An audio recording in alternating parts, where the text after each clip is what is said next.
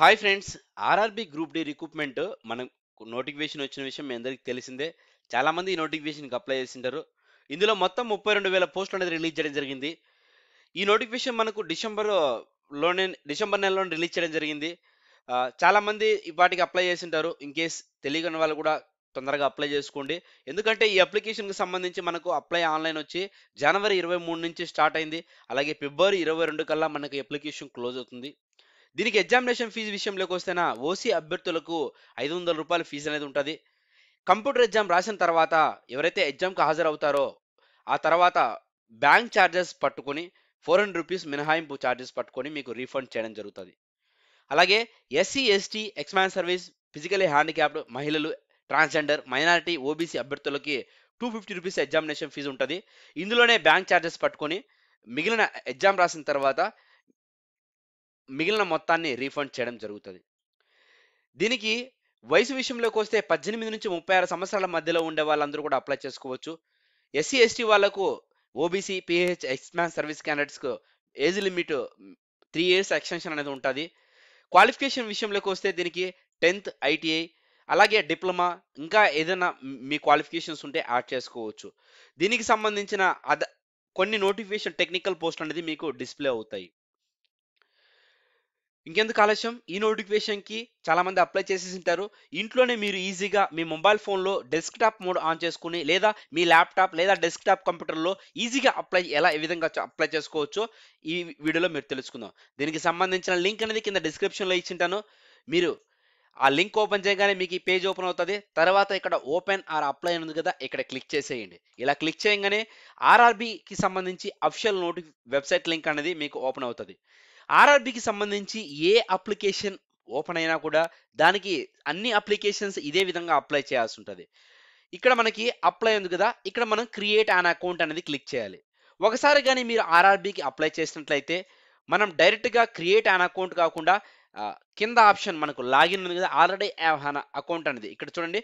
ఒకవేళ మీరు డైరెక్ట్గా ఆప్షన్ క్లిక్ చేసినా కూడా ఇక్కడ మీరు చూసినట్లయితే ఆల్రెడీ హ్యావ్ అన్ అకౌంట్ ఉంది కదా, లాగిన్ హియర్ అనే దాన్ని క్లిక్ చేయొచ్చు.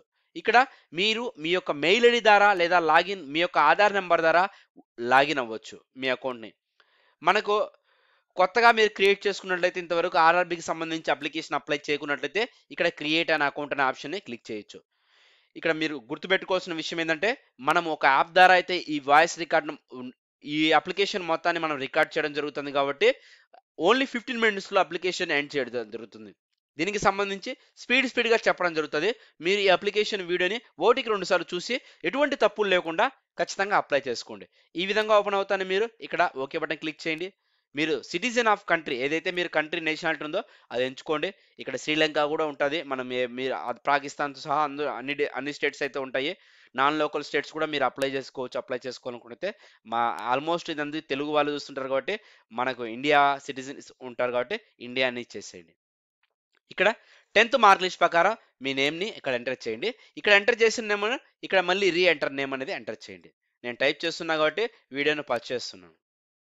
ఇక్కడ నేమ్ ఎంటర్ చేసిన తర్వాత ఇన్ కేస్ లేడీస్ కానీ కొన్ని మ్యారేజ్ అయిన తర్వాత ఉంటారు, అలాంటి పర్సన్స్ ఉన్నప్పుడు వాళ్ళ నేమ్ మార్చుకున్నట్లయితే ఆధార్ కార్డుల్లో ఇక్కడ ఎస్ అని ఇచ్చేసి ఏదైతే మార్చారో ఆ నేమ్ని ఇక్కడ మీరు ఎంటర్ నేమ్ చేయాల్సి ఉంటుంది. ఇన్ కేస్ మార్చకున్నట్లయితే నో అని ఇచ్చేసేయండి. ఓకేనా.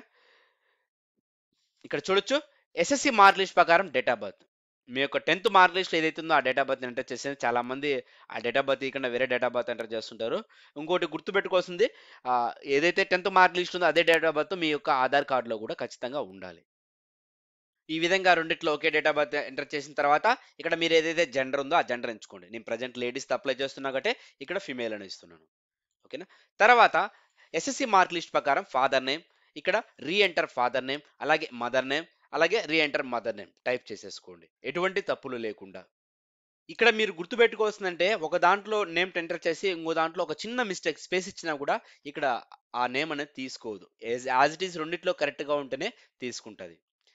తర్వాత ఇక్కడ మీ రిజిస్టర్ మెయిల్ ఐడి ఏదైతే మీ మెయిల్ ఐడి ఉందో ఆ మెయిల్ అడ్రస్ ఇవ్వండి.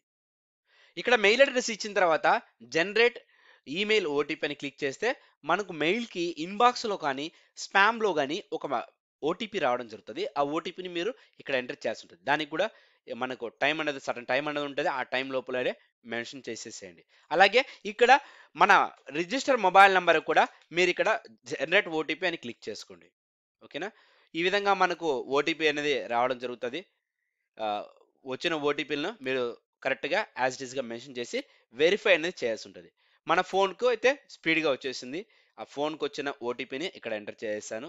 తర్వాత మెయిల్కి వచ్చిన ఓటీపీని మన మెయిల్ విజిట్ చేద్దాం. మెయిల్లో కూడా ఓటీపీ వచ్చింది. ఇలా ఓటీపీలు ఎంటర్ చేసేసిన తర్వాత ఇక్కడ మీ ఆధార్ నెంబర్ ద్వారా కూడా మనము ఓటీపీ అనేది వెరిఫై చేయాలి. ఓకేనా? ఇక్కడ మీ రిజిస్టర్ మొబైల్ నెంబర్ ఏదైతే ఉందో, ఆధార్ రిజిస్టర్ మొబైల్ నెంబర్ ఏదైతే ఉందో దానికే ఓటీపీ వెళ్ళడం జరుగుతుంది. ఆ ఓటీపీని ఎంటర్ చేయాలి. ఆధార్ నెంబర్ ఎంటర్ చేసినాక జనరేట్ ఆధార్ ఓటీపీ అని నొక్కండి. ఆ, మనకి నెంబర్ మిస్టేక్ ఇచ్చినా కూడా తీసుకోదు. నెంబర్ కరెక్ట్గా ఇవ్వండి.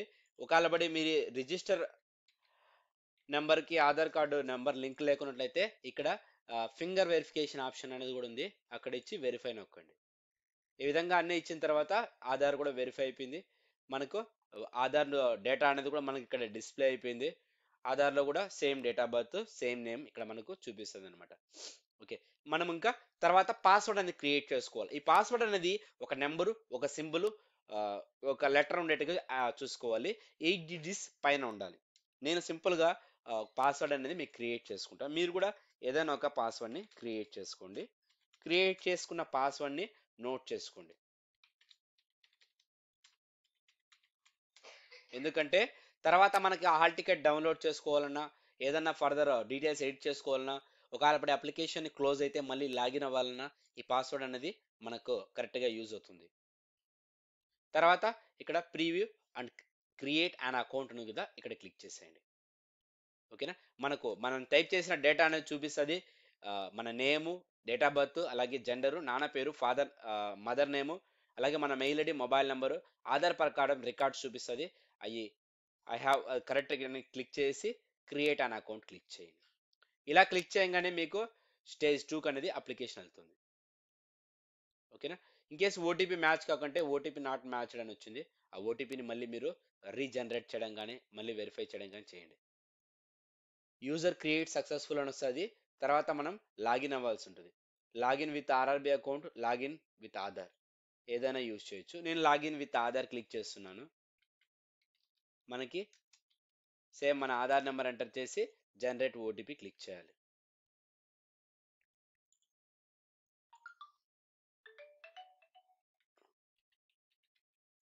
ఈ విధంగా ఓటీపీని ఎంటర్ చేసి లాగిన్ నొక్కాలి. చూడండి, మనకి ఈ విధంగా సెకండ్ స్టేజ్ 2 అప్లికేషన్ అనేది ఓపెన్ అవుతుంది. క్రియేట్ అన్ అకౌంట్ అయిపోయిన తర్వాత సమయం చాలా తక్కువ ఉంది కాబట్టి స్పీడ్గా చెప్తాను. హోల్డ్ చేస్తుంటాను. అలాగే ఆన్లైన్ అప్లికేషన్ క్లిక్ చేయాలి. ఇక్కడ మనకు ఆర్ఆర్బికి సంబంధించి ఏ నోటిఫికేషన్స్ ఉన్నాయో మనకు డిస్ప్లే అవుతుంది. మనకు పైన నోటిఫికేషన్ 22 క్లోజ్ అయ్యేది, అది కూడా గ్రూప్ డికి సంబంధించి. ఇక్కడ మనకి దీనికి సంబంధించిన సికింద్రాబాద్ అనే ఆప్షన్ ఎంచుకుంటాం. మన లోకల్, మనం సౌత్ రీజన్ కాబట్టి ఎలా మనకి ఏ రీజన్ కావాలంటే అప్లై చేసుకోవచ్చు. ఇక్కడ చెన్నై కావచ్చు, మనం సికింద్రాబాద్ కావచ్చు, ఏదైనా బెంగళూరు వాళ్ళకుంటే బెంగళూరు, ఇలా మనకి ఏది కావాలంటే ఆ రీజన్కి సంబంధించి ఇచ్చుకోవచ్చు. నేను సికింద్రాబాద్ ఇస్తున్నాను. తర్వాత నెక్స్ట్ ఆప్షన్ క్లిక్ చేస్తున్నాను. నెక్స్ట్ ఆప్షన్ క్లిక్ చేయగానే మనం ఆల్రెడీ కొంచెం డేటా అనేది ఫిల్ చేసాం. ఫాదర్ నేమ్ ఇవన్నీ కూడా ఏవైతే మనం ఎంటర్ చేసామో అవన్నీ కూడా వచ్చేస్తాయి. తర్వాత డేటా అనేది మాత్రం ఫిల్ చేయాలి.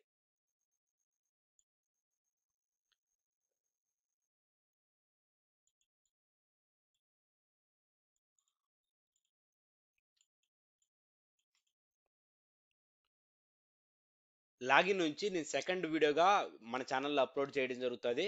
కింద డిస్క్రిప్షన్లో దానికి సంబంధించిన మొత్తం సమాచారం అనేది ఉంటుంది. అలాగే ఏ విధంగా రిజిస్టర్ అవ్వాలో ఈ వీడియోలో మీరు తెలుసుకున్నారు కదా. Thank you. బాయ్. మర్చిపోకండి, పార్ట్ 2లో మీకు ఆన్లైన్ అప్లికేషన్ ఏ విధంగా అప్లై చేయాలనేది ఉంటుంది.